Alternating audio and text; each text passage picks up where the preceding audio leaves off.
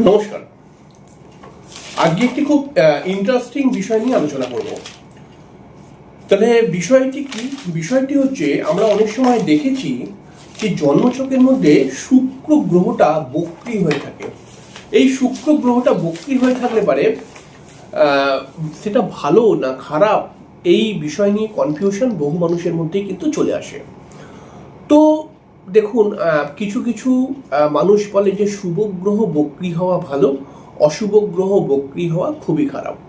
কিন্তু এই কথাটা সর্বক্ষেত্রে মিলবে না। অনেক সময় দেখা যাবে শুভ গ্রহ বক্রী হয়ে অনেক সমস্যা দিচ্ছে, ঠিক আছে? তো এইটা কখন দেখা যাবে, এই বিষয় নিয়ে আমাদের আজকের আলোচনা। দেখুন, বক্রী হয়ে যাওয়াটা একটি গ্রহের একটি স্থিতি বা গতি, ঠিক আছে? আমরা সাধারণভাবে বলি যে গ্রহ যখন নিজের নর্মাল গতিতে এগোয় তখন গ্রহটিকে তখন মার্গী বলে। গ্রহটি যখন নিজের গতির থেকে আরো দ্রুত এগিয়ে যায় তখন তাকে সাধারণভাবে অতিচারী গ্রহ বলে।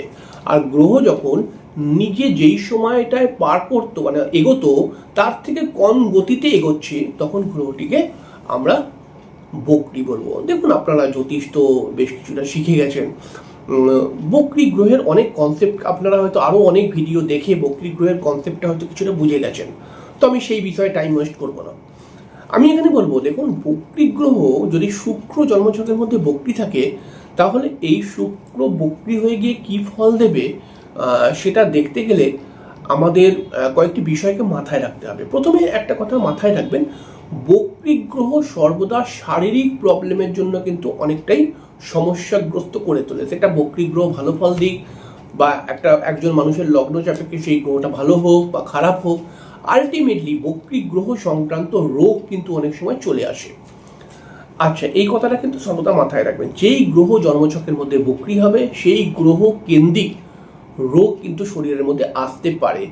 এবারে খেয়াল রাখতে হবে, যেই গ্রহ বক্রী হয়েছে সেই গ্রহটির একটি নির্দিষ্ট বছরকে ইন্ডিকেশন দেয়।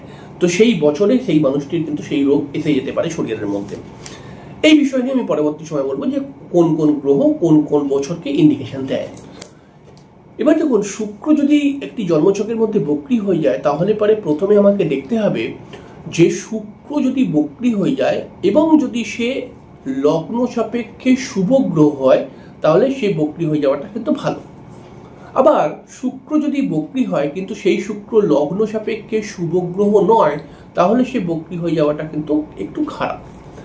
এবারে আর একটা কথা মাথায় রাখতে হবে, যদি কোনো গ্রহ বক্রী হয়ে যায় তাহলে সর্বদা সেই গ্রহ যদি একা থাকে তাহলে অনেকটাই ভালো। ধরুন কারো জন্মছকের মধ্যে শুক্র বক্রী, তাহলে শুক্র বক্রী হয়ে আছে একা, আর ওর সঙ্গে কোনো গ্রহ নেই। মনে করা যাক জন্মছকের মধ্যে শনি বক্রী, ঠিক আছে? তাহলে বক্রী গ্রহ যখনই থাকবে, বক্রী গ্রহ যেন একা থাকে, মানে আরো একটি গ্রহ চলে আসলে সমস্যাটা আরো একটু বাড়িয়ে দেয়। দেখুন, আপনার লগ্ন সাপেক্ষে শুক্র যদি বক্রী হয়, মানে লগ্ন সাপেক্ষে শুক্র যদি শুভ গ্রহ হয় এবং সেই শুভ গ্রহ হয়ে যদি বক্রী হয়ে যায় এবং সেটি শুভভাবে হতে হবে, ষষ্ঠ, অষ্টম, দ্বাদশ এবং তৃতীয় ভাব যেন না হয়। আপনার লগ্ন সাপেক্ষে শুক্র যদি শুভ গ্রহ হয় এবং সেই শুক্র যদি বক্রী হয়ে যায় তাহলে পরে আমরা দেখতে পাবো যে জাতক শৌখিন মেজাজের হবে, জাতক সাজগোজ করতে ভালোবাসবে, জাতকের আর্টিস্টিক লাইনের প্রতি একটা ইন্টারেস্ট তৈরি হবে, জাতক চেষ্টা করে নিজেকে সফল বা বড় করার চেষ্টা করবে। এছাড়াও কিন্তু জাতকের মধ্যে প্রচুর শখ আহ্লাদ থাকবে। জাতক অনেক সময় দেখা যাবে যে শুক্র যদি শুভ গ্রহ হয়ে বক্রী হয় তাহলে সেই সমস্ত জাতকদের জ্যোতিষ বা তন্ত্র পেশা, এটা কিন্তু তাদের জন্য খুব ভালো হয়। এছাড়াও কিন্তু দেখা গেছে অনেক সময় যদি শুক্র লগ্ন সাপেক্ষে শুভ গ্রহ হয়ে বক্রী হয় তাহলে জাতক প্রেমের ক্ষেত্রে প্রচণ্ড ইমোশনাল হয়ে যাবে এবং প্রেমের ক্ষেত্রে সে খুব সৎ ব্যক্তি হবে এবং তার বিবাহিত জীবনে ভালো হওয়ার সম্ভাবনা রয়েছে। প্রথমের দিকে একটু ঝামেলা হলেও হতে পারে, তবে আলটিমেটলি ভালো হয়ে যায় এবং দেখা গেছে যে সেই মানুষ কিন্তু বয়সের সাথে সাথে বেশ কিছু অর্থ উপার্জন করতে পারে। আবার দেখুন, লগ্ন সাপেক্ষে শুক্র যদি অশুভ গ্রহ হয় এবং শুক্র বক্রী হয়ে গেছে তাহলে বেশ কিছু প্রবলেম নিয়ে চলে আসে। কি কি প্রবলেম? শুক্র যদি অশুভ গ্রহ হয়ে বক্রি হয়ে যায় তাহলে পারে পয়সা টিকতে দেয় না। প্রথম 1 নম্বর ব্যাপার যে আপনি হয়তো উপার্জন করছেন কিন্তু খুব কুইকলি খরচা হয়ে যাচ্ছে।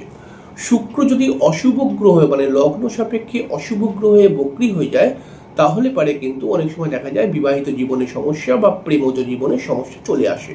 শুক্র যদি অশুভ গ্রহ হয়ে বক্রি হয়ে যায় তাহলে সে কিন্তু বেশি লোকজন ভিড়ভাড়াক্কা পছন্দ করবে না, একটু একা একা থাকতে পছন্দ করবে অনেক সময়।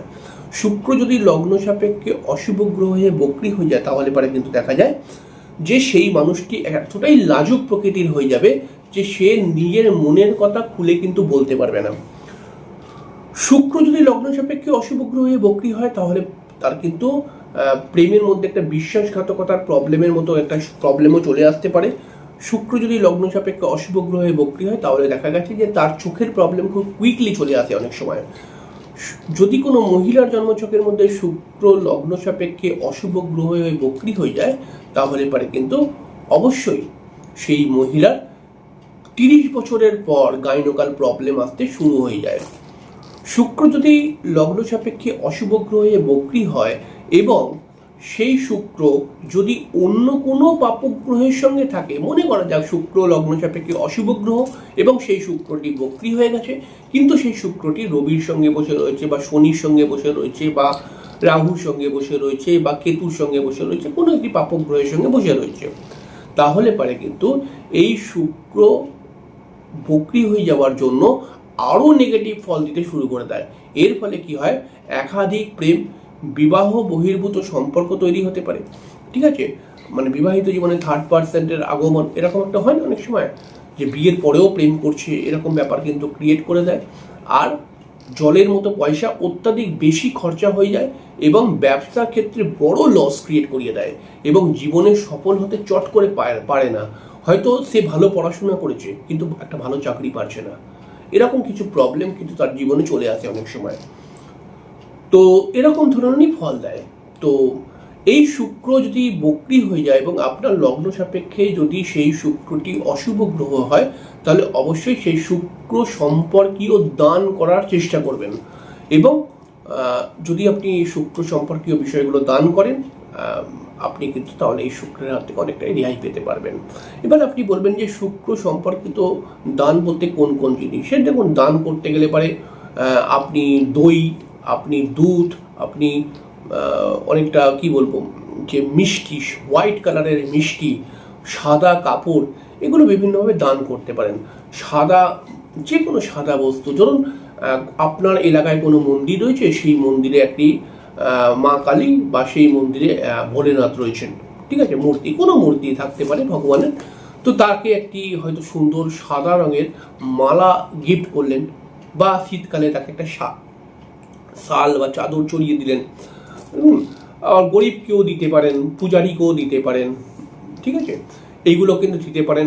অনেক সময় দেখবেন যখন তারকেশ্বর যায় শ্রাবণ মাসে, অনেক জায়গায় দেখবেন অনেক লোকেরা দান করে, মানে দইয়ের ঘোল, তারপরে একটুখানি দুধ, সেই দুধটা বাবার মাথায় জলটা ঢালা হবে, সেই দুধ জল টাইপের, এরকম কিছু কিছু বিষয় যদি আপনি দান করতে পারেন এটা কিন্তু খুব ভালো একটা রেমেডি।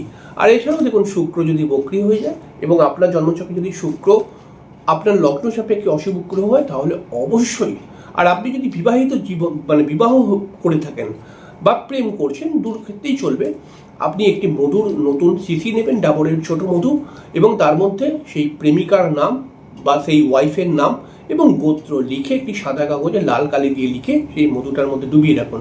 ডুবিয়ে ভালো করে ছিপি মেরে দিয়ে বাড়ির কোথাও একটা মানে বাড়ির পূর্ব দক্ষিণ কোণেতে আপনি একটু গর্ত করে সেই মধুর স্মৃতিটাকে ঢুকিয়ে রাখুন, ঢুকিয়ে মাটিতে পাতিয়ে দিন। এটা কিন্তু অবশ্যই করুন, আপনার বিবাহিত জীবনটাও কিন্তু আস্তে আস্তে করে ভালো হয়ে যাবে। যাই হোক, পরের দিনকে আরও বিষয় নিয়ে আলোচনা করব।